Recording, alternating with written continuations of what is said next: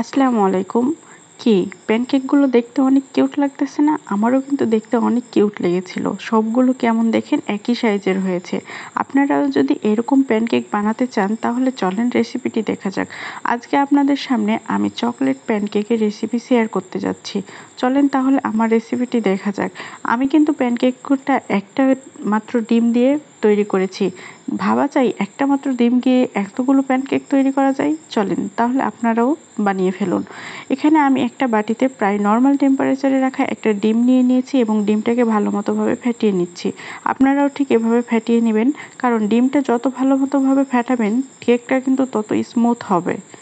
ডিমটা ফেটানোর পর আমি এখানে প্রায় হাফ কাপ পরিমাণ চিনি অ্যাড করেছি এবং ভালো মতোভাবে মিশ্রণটাকে ফেটিয়ে নিতে হবে। যতক্ষণ না পর্যন্ত চিনি গলে না যাবে ততক্ষণ পর্যন্ত মিশ্রণটাকে ফেটিয়ে নেবেন।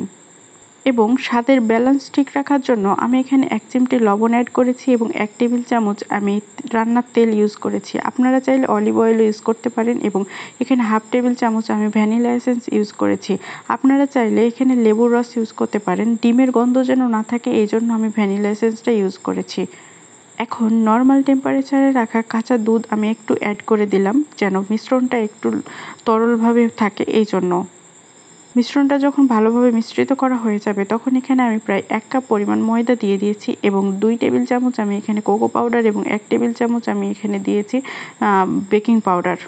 এখন মিশ্রণটাকে আমি ভালো মতোভাবে মিশ্রিত করে নিব এবং এখানে একটা ডো তৈরি করে নিব। ডোটাকে অবশ্যই লিকুইড করতে হবে, না হলে কিন্তু হবে না। তাই আমি এখানে নর্মাল টেম্পারেচারে রাখা কাঁচা দুধ ইউজ করব।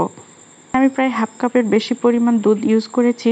দুধটাকে আপনারা সবসময় নর্মাল টেম্পারেচারে রাখার চেষ্টা করবেন এবং এমন যেন ব্যাটার তৈরি হয় ঠিক এভাবে অল্প অল্প করে দুধ দিয়ে ব্যাটারটা তৈরি করার চেষ্টা করবেন। একবারই হাফ কাপ পরিমাণ দুধ অ্যাড করবেন না, তাহলে কিন্তু ভালো হবে না এবং ব্যাটারটা এত স্মুথ হবে না। তাই অল্প অল্প করে দুধ ইউজ করবেন। এখন প্যানে আমি অল্প পরিমাণ তেল ব্রাশ করে প্রায় হাফ টেবিল স্পুনের একটা স্পুন নিয়ে আমি ব্যাটারটাকে নিয়ে প্যানে দিয়ে দিচ্ছি।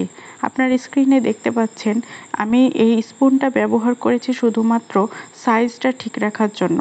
আপনারা যদি এভাবে রাখেন আপনাদেরও কিন্তু প্যানকেকের সাইজটা ঠিক একই রকমভাবে হবে। আপনারা চাইলে কম বাড়িয়ে বেশি বা হাফ কাপ ইউজ করতে পারেন এই ব্যাটারটা দেওয়ার জন্য, তাহলে কিন্তু কেকটা একটু বড় হবে। কাছে কেন জানি ছোট সাইজ একটু বেশি কিউট লাগে, এই জন্য আমি ছোট সাইজেরটা ইউজ করেছি। আপনারা চাইলে বড়টা ইউজ করতে পারেন এবং আপনারা চাইলে আরও ছোটটা ইউজ করতে পারেন। আমার ভিডিওটা যদি আপনাদের ভালো লেগে থাকে তাহলে অবশ্যই আমার পেজটিকে ফলো দিয়ে দেবেন এবং ইউটিউব থেকে দেখে থাকলে কিন্তু সাবস্ক্রাইব করতে ভুলবেন না।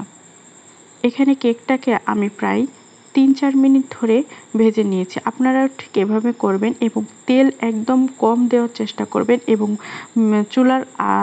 চুলাটা কিন্তু একদম লো হিটে থাকবে। লো ঠিক না, একটু লো মিডিয়াম হিটে থাকলে ভালো হয়। বেশি হিট দিবেন না, না হলে কিন্তু প্যানকেক কালার এত সুন্দর হবে না। প্যানকেকগুলো কিন্তু পুড়ে যেতে পারে বেশি হিট দিলে, যা খেতে ভালো লাগবে না এবং দেখতেও কেমন জানি হবে। আমরা তো জানি যে আগে দর্শনধারী তারপর হচ্ছে গুণবিচারী। প্যানকেকগুলো কতটা সুন্দর হয়েছে এবং একদম পারফেক্ট হয়েছে। আপনারাও আপনাদের অবসর টাইমে বানিয়ে ফেলুন এই প্যানকেক। আজকের জন্য এই পর্যন্ত। আসসালামু আলাইকুম।